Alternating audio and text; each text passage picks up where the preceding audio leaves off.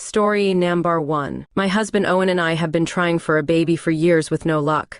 I would be happy to adopt, but Owen's family is against it, and has influenced my husband to also be against it. After our second year of trying, I begged my husband to go with me to get a checkup to see if either of us, or both of us, is infertile. He was strongly opposed to this, as all the men in his family are extremely fertile, but eventually gave in, and as it turns out, his sperm count is extremely low. He was heartbroken, as was I, and we both got therapy. After a year of no longer trying, I got pregnant but lost the baby, and we were devastated. Owen blamed himself and proposed that we start the process of getting into a family planning center for a sperm donor, which I agreed to. He asked me that we not tell either of our families about this, or our friends, and I agreed because I would never want to emasculate him. With the help of our donor, I was able to successfully become pregnant, and we had our little girl last year. She is healthy and progressing amazingly, and I thank God for her every day. I kept my promise and never told anyone. However, Owen is struggling with connecting with our little girl. Here is where the trouble begins. Last month, when he went out of town with his brothers for their friend's bachelor party, while on the trip, Owen told his brothers about our infertility issues, and that our baby wasn't biologically his. One of his brothers must have told his wife, who told my husband's mother. I don't know why she would tell my husband's mother, except that she has never liked me. Their mother then came to our house and called me a lying whore, and tried to get my husband to leave with her. He just stood there silent. That it was Owen's decision not to tell anyone, and she asked him if this was true again. He was silent, which his mother took as me being the liar. She then went to our nursery and started taking everything she'd ever given us for the baby back. I told her I didn't care about it, and I made more than enough to buy everything she gave us myself, and better quality. This set her off, and she called my baby a filthy bastard when she said that I did something I know was harsh, but I believe she deserved it. I physically pushed her out the door.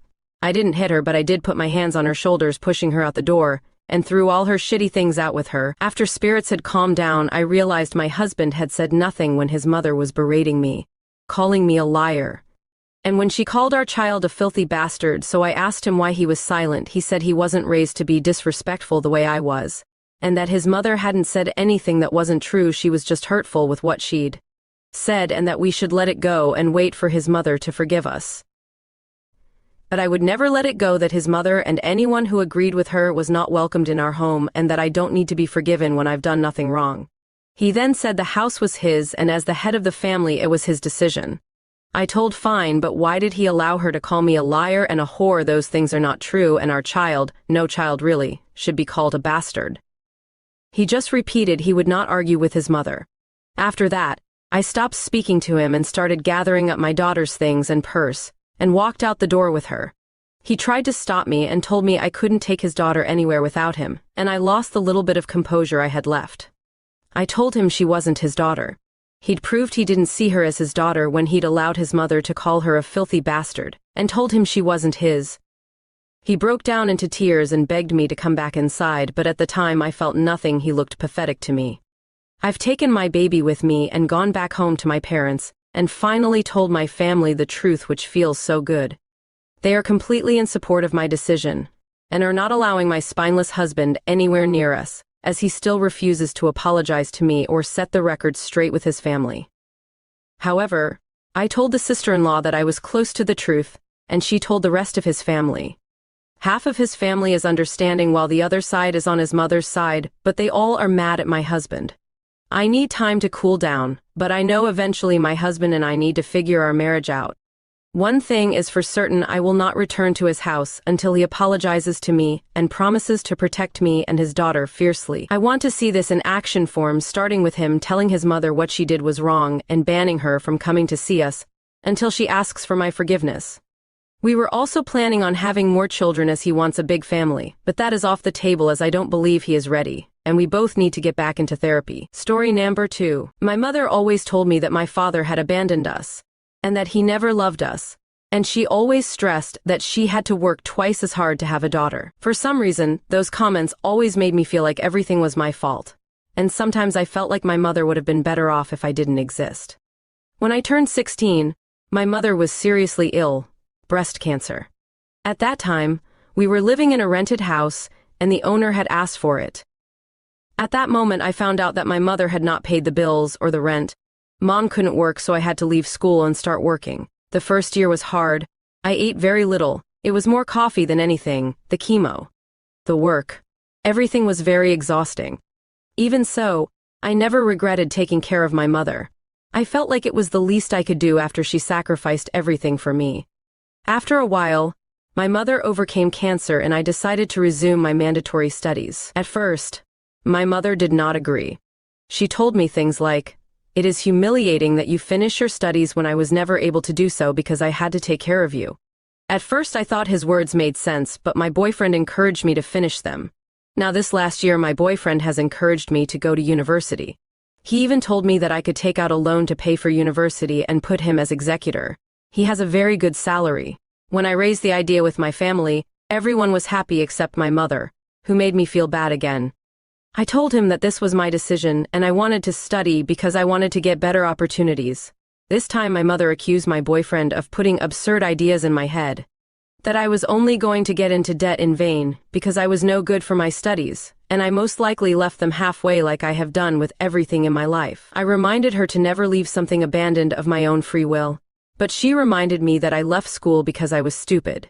That's when I reminded her that I did it because she needed me. She said so many hurtful things at that moment.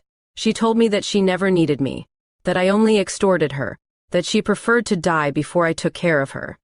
That's when I broke out and told her that I regretted having taken care of her all those years, and that I no longer wanted her in my life. My boyfriend says I was right to vent, but I feel like I was very cruel to her, and my family also thinks I was cruel. I don't know what to do. Maybe I should apologize. It's the only family I have, but I feel like I'm hurt a lot. Story number 3. My ex grew up in a very religious home. Her father is a pastor. She has been open with her family that she does not share their faith. They weren't happy about it but accepted that she has to make her own choices on that. Nevertheless, I think some of that religious upbringing was still in her mind. I grew up in a different religion but was never very serious about it, and am no longer religious. Our relationship was pretty normal except that she told me very early that she was a virgin, and wanted to stay that way until she was married. It wasn't for religious reasons. As I mentioned, she isn't religious. But she was very focused on not disappointing her dad. We did other sexual things, just not intercourse. I never had much luck with girls growing up, and going into the relationship I was a virgin. And I still am, at least if you classify being a virgin as never having had intercourse. Anyway, I was becoming more resentful of the fact that everyone I know was having normal sexual relationships, and we weren't. I couldn't understand why she didn't want to have a full sexual relationship, though of course I never pressured her about it. I felt that while I was at uni, and pretty broke, getting married was something for the future. Last year, I was in my last year of uni and she was working in her first professional job. Her degree was shorter than mine. So she finished uni first despite being younger than me. She was talking a lot about all these successful guys she met at work, which did make me feel lesser, as I was still a broke uni student. Coupled with her still not wanting a full sexual relationship, it did make me feel more resentful. We had some arguments about it, and after a while I felt that I should end the relationship as we wanted different things and our lives were on different paths. It was awful. She was crying a lot and I felt terrible afterwards. Anyway, it has been nearly 6 months since we broke up. We haven't been in touch at all for most of that time. I have not been involved with anyone else in that time, as I was 100% focused on finishing my degree. I have finally finished uni and am about to start my first professional job. She recently got in touch again and asked to meet up. I was hesitant, but decided we had so much good history that I should hear her out. She told me she's been missing me terribly these past 6 months, that she thinks she wants to get back together, and is open to having a sexual relationship now. I asked her why now, what changed, and she looked uncomfortable. After a little prying, she said she had a short-term fling with one of the older guys at work while we were broken up, which is of course was fine as she wasn't my girlfriend anymore. Anyway, she said he persisted with her until she started having sex with him. She ended it with him recently. She was clear that it was consensual, but that the guy was very persistent with pursuing sex with her. I was gutted. I couldn't understand why she'd make me wait all those years, but was fine doing it with some new guy she'd only been seeing a short time. I asked if the reason she was open to having a sexual relationship now is because she wasn't a virgin anymore. She said yes. I asked her to give me some space to process all this. I'm conflicted and would love some advice on this. I have missed her a lot and still have strong feelings for her. But at the same time, it feels like I was strung along for years. It's hard to put my finger on why I don't want to take her back. Everything logically makes sense for us to get back together. I'd even get to finally have a sexual relationship with her. But I feel awful about this whole thing and don't want to ignore those feelings. Story number 4. My 25 Fahrenheit's brother, 23 millions, got married to my Sil, 23 Fahrenheit's, who seemed perfect for him in every way. He proposed to her at Disney World, and as soon as they announced their engagement, she started planning the wedding. Everything was going great. Her mom gave her 20 and Sil decided to buy the bridesmaid dresses so she was sure she could have what she wanted. She asked her 4 best friends and me to be her bridesmaids, and presented the dress options to me because I was the biggest, and she wanted to make sure they fit. She got 2 colors in the same size, style, brand, and the lighter one fit me very well. The darker was extremely tight and short enough to not completely cover my downstairs area. I thought it had been mislabeled, and I showed her. It was the biggest size the dress came in, so OBVs I couldn't wear it. She agreed, and put the dresses away. Fast forward to a week before the wedding, and she decides to use the dark color, and has apparently forgotten that it doesn't fit, because she brought out the lighter color for each fitting. Her mom set up an extra fitting for the dark dress, and the seamstress and I both freaked out once I put it on again. I had lost 5 obs, but gained more boobs, 38 hours, and the dress was baby doll style so it hung well above my hoo-ha. The fabric didn't have any extra to let out seams, and the only thing we could do was replace the straps to make them a couple inches longer. The chest puckered so much that we sewed the slip part of the dress to the outer fabric to make it less noticeable. And at the end of the day she just told me to wear shorts under it because there wasn't anything else she could do. I told Sil and she just said it couldn't be as bad as I thought, and to deal with it. Not be in a wedding at all. And she flipped. She got the whole, immediate and extended who were already in town family to talk to me, and I finally agreed to stay on as long as I could wear shorts under the dress. Day of, we were getting ready and I put on my shorts so my underwear wouldn't show. Sil freaked and said they showed under the dress, and I couldn't wear them and stop being dramatic. The other bridesmaids looked sympathetic, but didn't say anything. So I took off the shorts and held the hem as I walked, and the flowers low. I hid in the back of all the photos and the groomsmen who walked the aisle with me held my elbow instead of lacing arms so I could still hold my hem and my bouquet. Immediately after photos and the ceremony, and with permission from the bride and groom from the day before, I changed into a different outfit, same color, no embellishments, but longer. When she saw me later, she started yelling at me that I was so dramatic and I was ruining her wedding, and to just leave. I didn't have a car with me, so I just sat outside the venue until the reception ended so as to not upset her further. She now has a photo from the ceremony hanging on her wall, and I've been photoshopped out of it completely, and she's been reminiscing about the wedding recently, and including me in the conversations. Like, do you remember the bridesmaid dresses? Oh, they looked so good among other things. I legit cannot tell if she just doesn't remember or if she's trying to be mean. I am autistic and not the best in social situations, so I really don't know if I'm being dramatic, or if I should have just said no to being in the wedding even through the pressure of my family. When I told my parents and brother when we were all together one night that the whole situation made me feel pretty bad, they all said that I was being dramatic. It was her day and it's their house, and they can hang any art they want on the walls, and to stop complaining about the past. I hadn't brought it up at all since the wedding, so I didn't think I was complaining all that much, but maybe I was. Maybe I made the day more stressful for my Sil than it needed to be. Maybe she just wanted to forget it happened, and that's why she photoshopped me out of the photo. Story number 5. My husband's cousin Nat has a daughter I'll call Julie.